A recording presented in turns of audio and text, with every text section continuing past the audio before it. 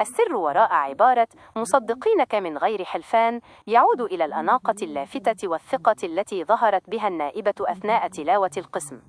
الجمهور على السوشيال ميديا تفاعل مع جمالها ورقي هندامها، وانتشرت مقاطع الفيديو الخاصة بها بسرعة الصاروخ، وصاحبتها تعليقات فكاهية مثل مش لازم تحلفي، احنا مصدقين أي حاجة هتقوليها.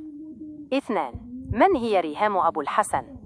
بعيداً عن الأضواء والترند، ريهام أبو الحسن ليست مجرد وجه جميل، بل هي كادر سياسي لها خلفية محددة. الدائرة الانتخابية دخلت البرلمان عن القائمة الوطنية من أجل مصر. التمثيل المكاني، هي نائبة تمثل محافظة أسوان صعيد مصر، وهو ما أضاف لظهورها طابعاً خاصاً، حيث جمعت بين الملامح المصرية الأصيلة والإطلالة العصرية. الدور النيابي، ركزت في برنامجها وتصريحاتها على قضايا المرأة وتنمية الصعيد ودعم الشباب في محافظة أسوان.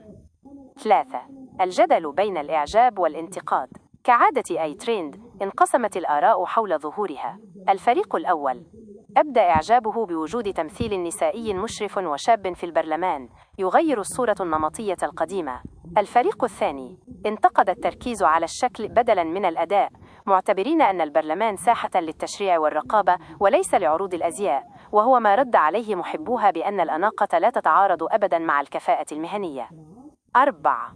رد فعل النائبة، ريهام تعاملت مع هذا الانتشار بهدوء، وأكدت في تصريحات لاحقة أنها فخورة بتمثيل أهل أسوان، وأن هدفها الأساسي تحت القبة هو خدمة دائرتها وتقديم نموذج جيد للمرأة المصرية في السياسة.